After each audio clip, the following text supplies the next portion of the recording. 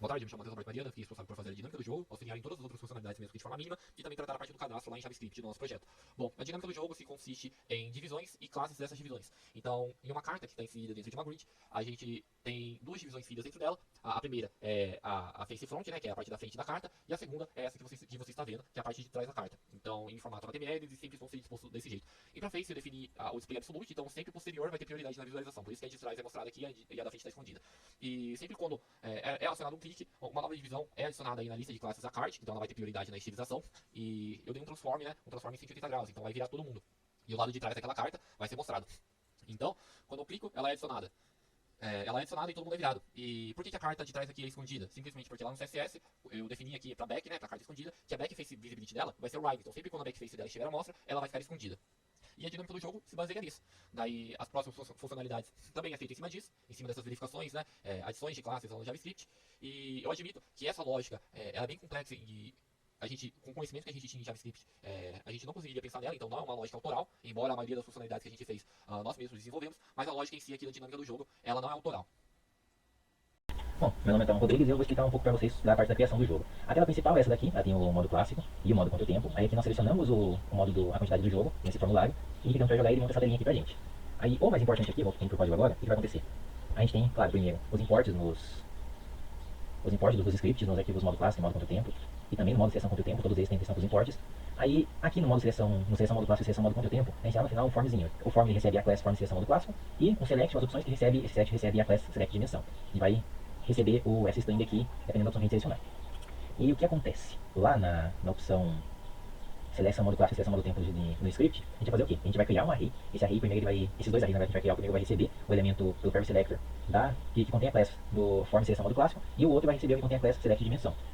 E aí o que a gente vai fazer depois? A gente tem a função salvar tabuleiro. Essa função salvar tabuleiro vai receber um evento e a gente vai ter a prevent default. A prevent default para quê? Quando a gente dá um submit no formulário, ele envia pelo método get ou post e ele recarrega a página. A gente não está nem enviando pelo método get ou post, a gente não tem banco de dados, a gente também não quer recarregar a página. Então a gente usa o prevent default para poder remover isso. A gente também está usando a local storage. A local storage ela faz o quê? Ela permite a gente criar no nosso diretório padrão uma chave com um valor associado a ela. E aqui a gente está fazendo o quê? A gente está pegando esse valor da fonte tabuleiro e adicionando uma chave chamada tabuleiro que a gente vai usar mais para frente.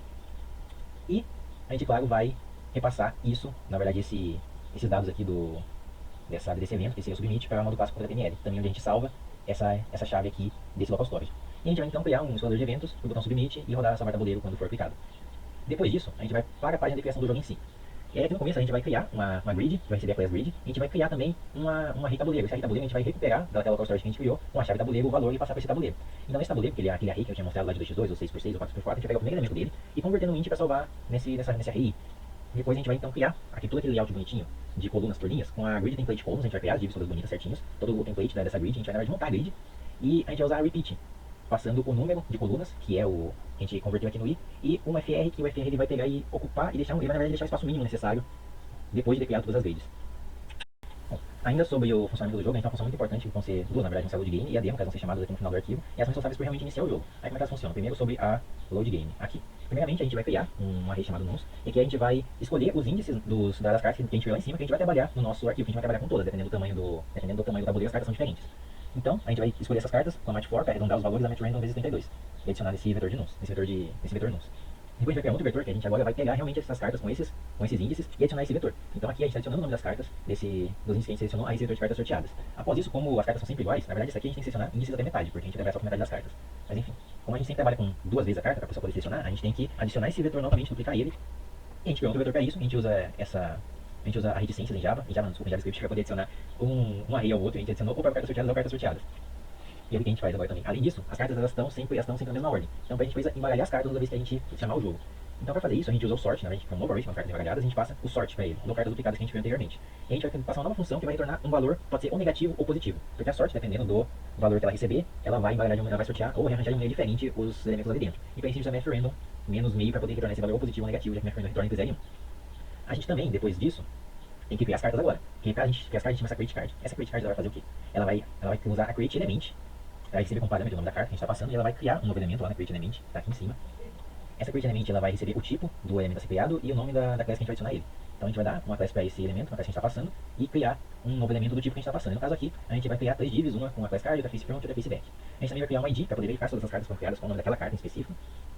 E a gente vai setar o background do front, na verdade do back, de todas essas imagens, como desculpa, setar o front desses cards como cada imagem que está lá no nosso, que a gente criou lá em cima, que está no nosso diretório. E depois a gente pode, nos elementos, nas divs, a gente pode criar uma div pai e div filhas. Então a gente criou a card, a gente pode adicionar a ela, como card como divs filhas, a front e a back. Pra gente poder trabalhar isso depois mais certinho. Bom, a gente também tem, eu tô gravando, a gente também tem a opção, a gente tem que criar, na verdade, nós temos que criar um executor de eventos do clique do mouse, que na opção flip card. Essa flip card ela vai fazer o quê? Essa flip card ela vai primeiro verificar se já não tem um flipcard no class name daquele elemento. Se tiver, não vai fazer nada. Agora, se não tiver, ele vai adicionar e ele vai pegar e vai adicionar a vez a carta aquele node pai, que eu falei pra vocês que a gente criou o card e como nodes filhas, a front e a back. Então ele vai pegar o card em si, que é o node pai como elemento, e adicionar a vez da carta 1. E depois ele vai pegar na vez da carta 2 e fazer a mesma coisa. Adicionar o card flip no. Adicionar adicionar a class card flip no nome daquele elemento. Aí isso aqui faz o quê? Sempre que adiciono um novo nome, uma nova class no nenhum elemento, ele sobrepõe os valores das classes anteriores. Então o card flip ele vai simplesmente dar um transform em 180 graus naquela carta e esconder o back, fazendo com que mostre aquela carta pra gente.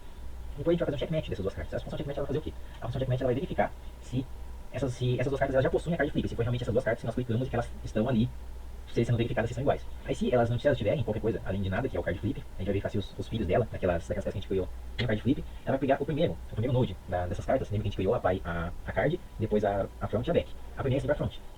Então nós vamos pegar esse elemento front de cada uma dessas cartas e verificar se eles são iguais. Se eles forem iguais, nós vamos limpar as duas cartas que estão sendo trabalhadas na vez e adicionar a elas a class card match. A class card match ela vai fazer o quê? Ela vai simplesmente dar um hiding na back e ela vai dar um ela vai retirar aqui. Deixa eu ver se eu acho mostrar pra vocês. Pra você, não faz isso aqui, é só pro professor. Aqui, card match, ela vai dar um cursor not allowed, pra pessoa não poder mais clicar naquela carta. E depois ela vai verificar todos os elementos que contêm card match e somar eles e armazenar eles então, em uma gente todas div. E se for igual a quantidade de cartas que tem no jogo, parabéns, a pessoa ganhou. Agora, caso elas não sejam iguais, ele vai simplesmente remover esse card flip que a gente adicionado, para elas virarem de volta pro normal, e também vai limpar as cartas da vez. Certo? Depois de ter feito a parte da criação da carta, a gente também vai pegar esse card que a gente acabou de criar e colocar ele como child, como uma divisão filha da div grid que a gente criou lá em cima. Aqui em cima, a gente criou a grid. E, além disso, depois da parte do create da carta de colocar o grid, a gente também vai colocar no back, aquela cartinha que mostra pra todo mundo, a gente vai esconder ela, a gente vai mudar a visibilidade dela pra hiding. Porque quando começar o jogo, a pessoa, né, ela vai ter sempre um tempinho pra poder ver todas as cartas que estão ali e a ordem delas. E com a função demo, a gente vai simplesmente retornar de novo a visibilidade da back pra visível e tampar todas as cartas. Olá, eu sou o Gabriel e eu fui responsável por desenvolver a lógica para verificar caso um parzinho de cartas seja correto e também para checar caso o usuário tenha vencido a partida. Né? Para fazer isso, eu usei as funções flipcard e a checkmatch. Começando pela flipcard, ela vai receber um target, né, que vai ser um elemento HTML, e vai checar caso o NoPy dele inclua a classe card flip, já seja virada. No caso, essa primeira carta aqui já está virada, ele só return, não faz nada. Bom, então caso não seja isso, né, não caia nesse if, ele vai pro próximo que verifica que se a vez carta 1 for vazia, né, não tinha selecionado nenhuma carta ainda, ele adiciona a classe card flip, e a vez carta 1 recebe o parent node. Então, ele passa para vez carta 2, né, caso já selecionou a primeira carta, e a mesma lógica. Então, finalmente ele roda o checkmatch. O checkmatch, por sua vez, vai receber carta 1 e carta 2, que vão ser os parent nodes dos nossos targets, né, que a gente clicou, e vai checar para ter certeza, né, que os charge nodes foram diferentes de undefined. Caso sim, a gente vai declarar que o value carta 1 vale carta 2 e vai adicionar o ID dos charge nodes com índice 0 dessas cartas, que no caso vai ser o conteúdo delas, né, aqui o face front, que vai ser a imagem que elas têm. Caso for igual, a gente reseta o base carta 1 e base carta 2, adiciona para as duas cartas a classe card match, né, que deixa elas bloqueadas assim.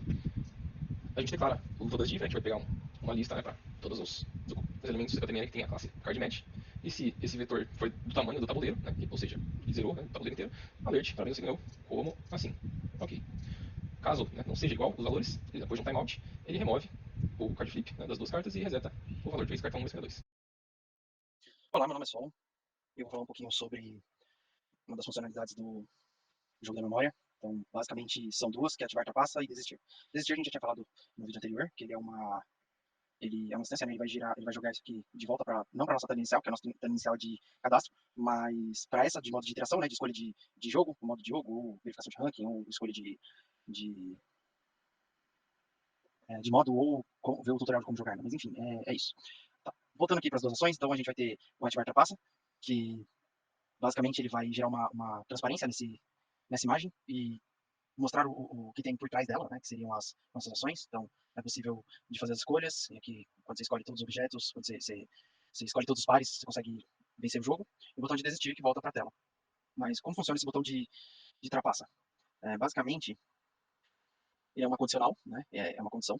Então, você vai ter a trapaça, que ela já começa como falsa para gerar o objeto, né, na frente, a imagem da frente e tornar a imagem do fundo oculta.